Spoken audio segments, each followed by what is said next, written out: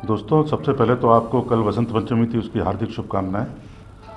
और आज मैं आपको बताना चाहूँगा कि हमारी जो तैयारी है दिल्ली विधानसभा चुनाव को लेकर के, उसके बारे में। इसको मैं अपनी ब्रीफिंग को दो हिस्सों में तोड़ूंगा। पहला, हम बात करेंगे कि अभी तक, चूँकि आज कैंपेनिंग ख़त्म हो गई है, अब तक हमारा क्या स्ट्रैटेजी रही है और उसकी हमारी क्या अचीवमेंट्स रही हैं, उसके बारे में बताना चाहूँगा। और उसके बाद से जो अगले 3 दिन जो कि हमारे इलेक्शन पोलिंग डे और उसके बाद जो हमारा काउंटिंग डे तक हमारी क्या स्ट्रैटेजी रहेगी, उसके बारे में मैं बताना चाहूँगा। सबसे पहले अपने जोन के बारे में बता दूं कि हमारे जोन में जो है करीब 1284 जो है वो पोलिंग प्रोमाइसेस हैं, जिसमें 6,667 पोलिंग बूथ्स हैं। इनमें से करीब 238 हमारे क्रिटिकल पोलिंग प्रेमाइसेस हैं, और इसमें जो बूथ्स की संख्या है वो करीब 1700 के आसपास की है। इसके अलावा हमारे 10 ईवीएम गार्डिंग स्टोरेज और सेंटर्स हैं, जहाँ पर कि हमको अलग से डिप्लॉयमेंट करना पड़ता है।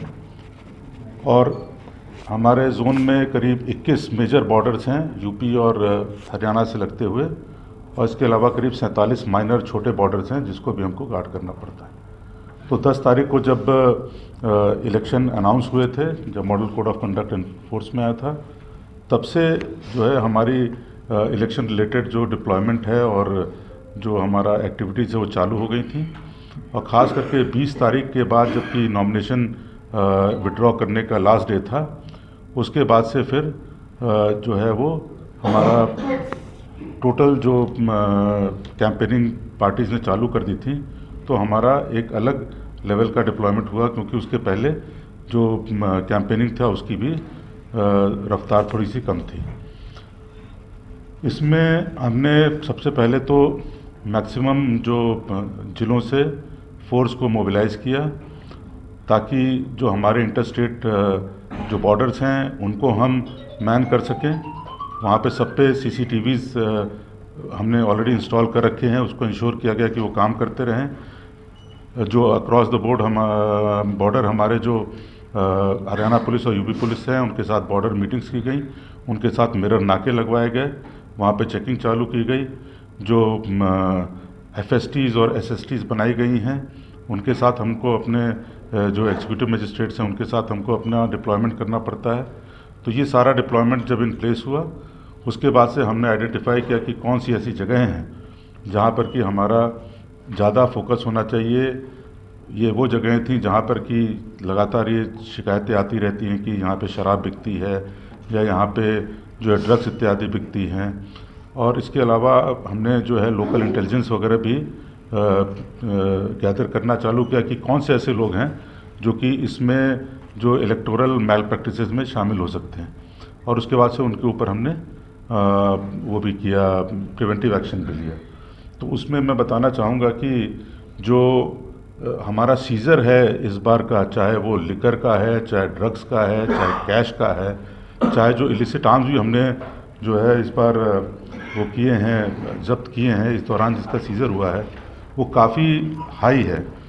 जैसे यदि हम लिकर की बात करें तो इस बार जो अब तक हमने 51,000 लीटर करीब से भी ऊपर शराब पकड़ी है, जो कि अगर हम 2020 का चुनाव देखें तो उसमें करीब 32,000 लीटर थी। तो आप सोच सकते हैं कि ये 32,000 से बढ़ा करके 40,000 के आसपास हो गई है।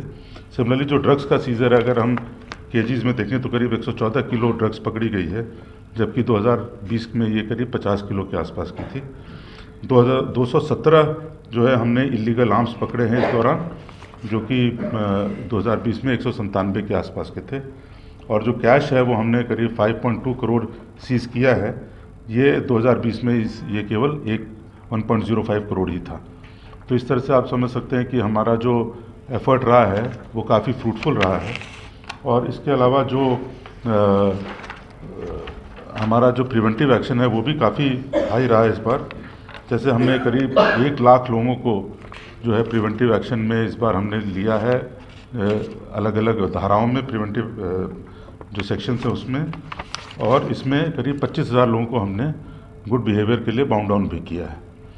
और इस दौरान हमने जो हमारे लाइसेंस आर्म्स होल्डर होते हैं उनके आर्म्स को भी हम जमा कराते हैं इस दौरान।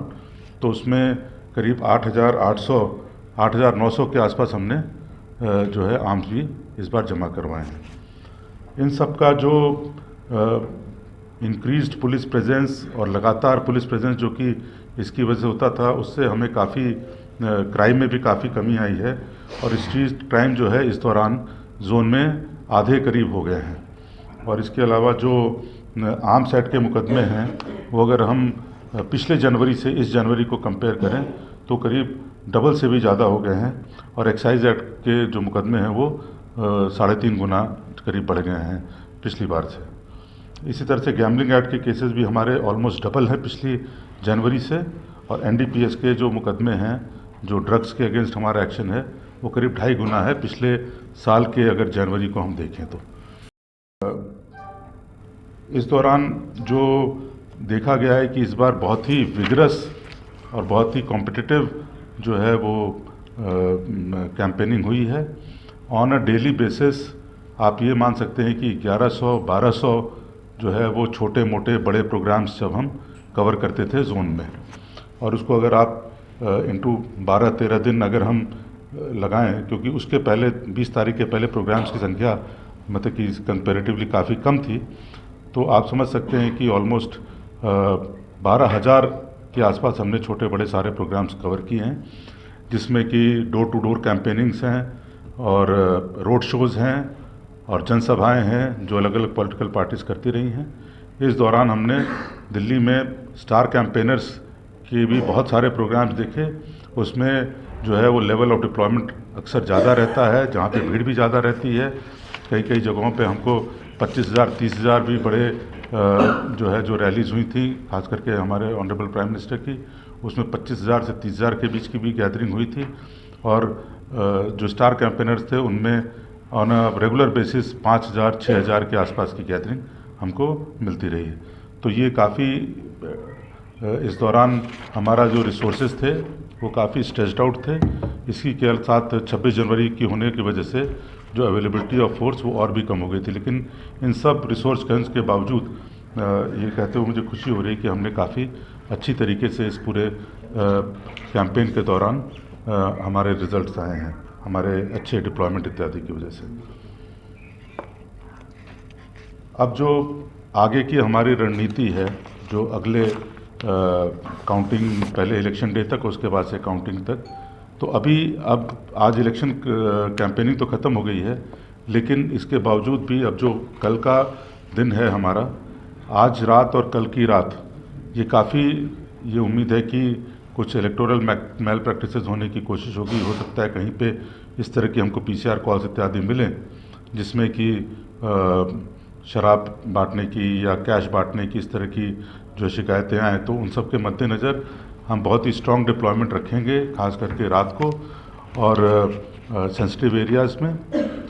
मैं यहाँ पे एक और चीज़ बताना चाहूँगा कि इस पूरे कैंपेनिंग के दौरान ऑन एन एवरेज एक दिन में 1 या 2 कॉल जो है इलेक्शन रिलेटेड आती थी एक डिस्ट्रिक्ट में, जो कि बहुत ही कम है। ऐसा पहले कभी मैंने नहीं देखा है कि इतनी कम कॉल्स आएँ, और वो भी ज़्यादातर या तो बोगस होती थी या इस बात की आती थी कि यहाँ पे बहुत तेज़ लाउड स्पीकर बज रहा है, इसको बंद कराया जाए। तो मतलब आपस में झगड़े की, 2 पार्टियों के बीच की झगड़े की ऐसी बहुत ही कम कॉल्स आई हमारे पास।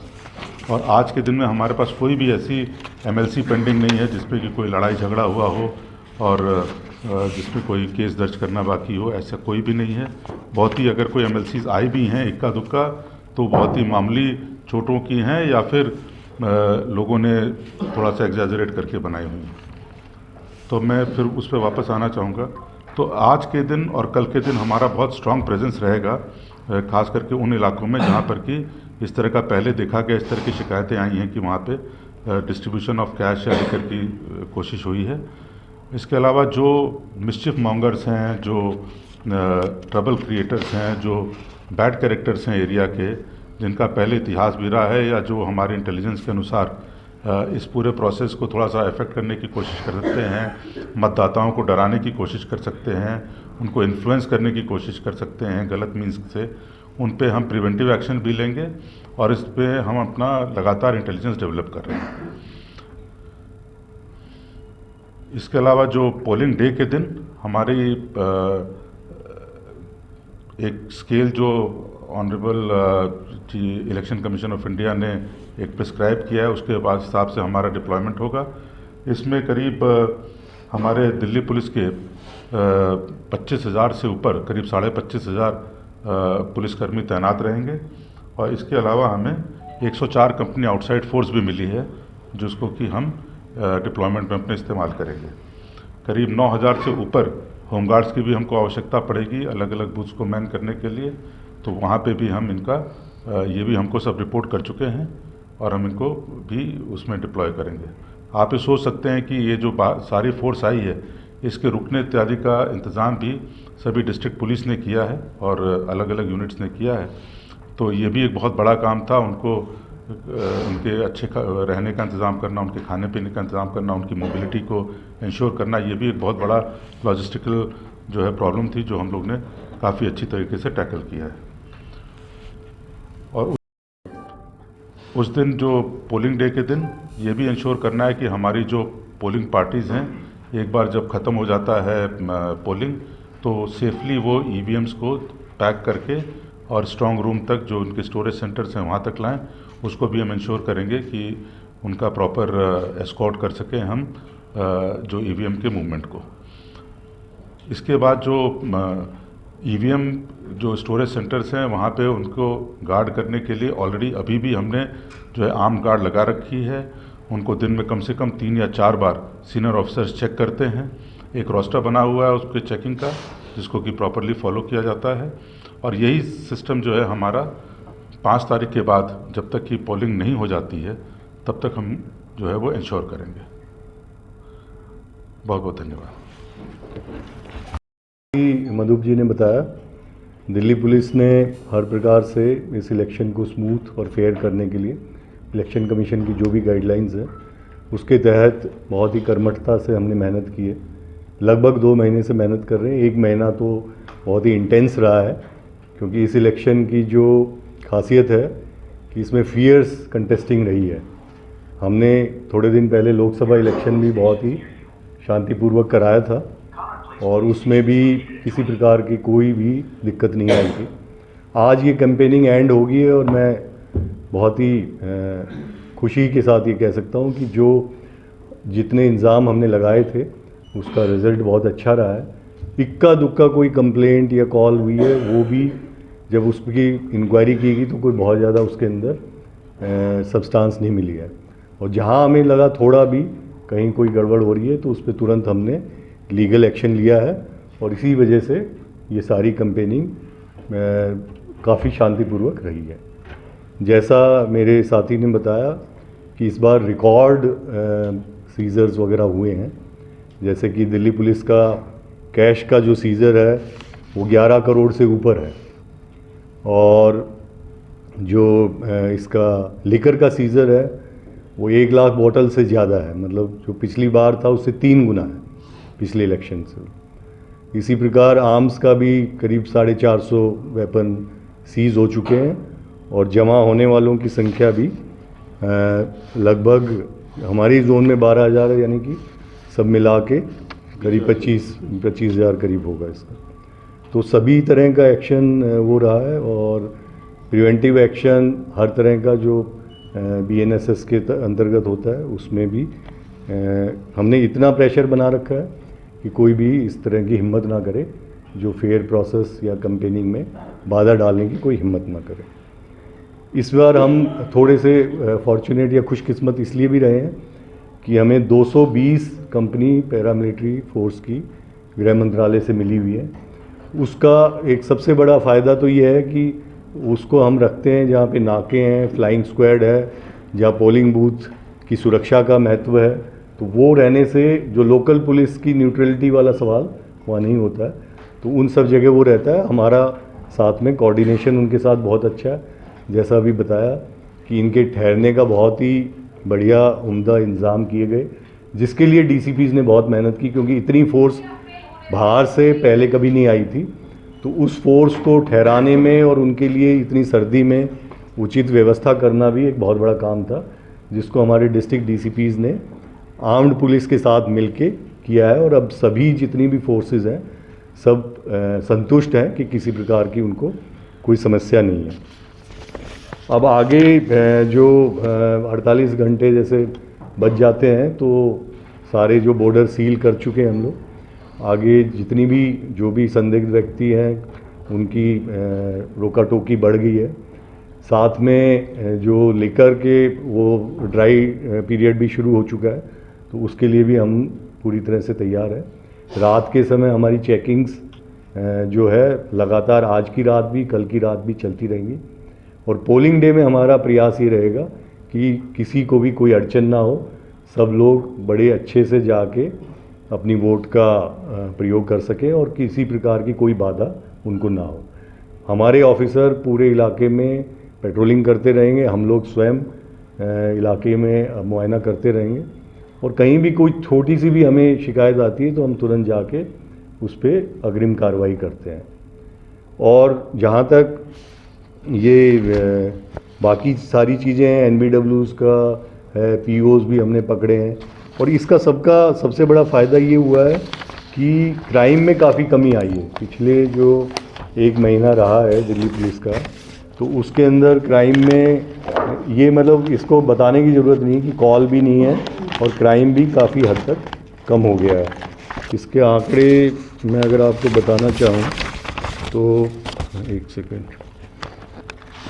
जैसे कि हीनस केसेस हैं, मर्डर और ये अटेम्प्ट टू मर्डर, साथ में रॉबरी, स्नैचिंग, सभी में काफ़ी हद तक गिरावट आई है। जो कागज़ मिल नहीं रहा, मैं इसमें से बता देता हूँ। 2023-24 से जनवरी का महीने को कंपेयर करें तो डेकॉइटी इस महीने में हुई नहीं, जनवरी में 0 है। अटेम्प्ट टू मर्डर जो पिछले साल 71 थे जनवरी के महीने में, इस बार खाली 50 हैं। रॉबरी जो 146 थी जनवरी 2024 में, वो इस बार 103 है खाली, मतलब ऑलमोस्ट 50% ड्रॉप है। इसी प्रकार जो रेप एंड पॉक्सो के केसेस 134 से 101 हो गए हैं। स्नैचिंग में 623 से 369, मतलब ऑलमोस्ट आधा हो गया है। और बर्गलरी 619 से 560, बाकी सभी चीज़ों में गिरावट है। मतलब कहने का मतलब ये है कि जितनी डिप्लॉयमेंट थी, जितनी पेट्रोलिंग थी, जितनी सख्ती थी, उसका असर आप देख सकते हैं। और न केवल केसेस में बल्कि जो कॉल्स हैं वो भी काफ़ी ड्रॉप है। PCR कॉल्स का भी कंपैरिजन करेंगे तो बहुत ज़्यादा उसमें गिरावट है। तो दिल्ली पुलिस ने इस कैंपेन को बहुत सिंसियरली किया है और आगे के जो दिन आने वाले हैं उसमें मैं अपने साथियों की तरफ से सबको अश्योर करता हूं कि यही सख्ती बरकरार रहेगी।